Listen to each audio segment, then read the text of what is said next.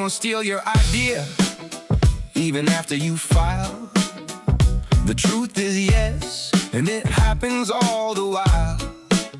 If your invention's good, if the market starts to care, copycats and knockoffs will suddenly appear. That's why before you file, keep it close, keep it tight. Don't post it online before your rights are right. The system rewards who files first in line. Wait too long to protect it, and you can lose what's mine. File it first, get patent pending. That's how the protection's beginning. Watch the market, take control. Go big, go bold. Once you're patent pending, you still have to watch. See who's copying the product, see who's taking shots. You can send a warning, put them on notice fast, then move toward issuance to make protection last.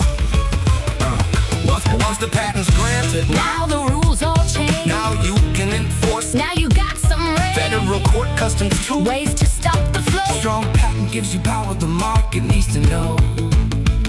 Strong patents aren't just paper, they're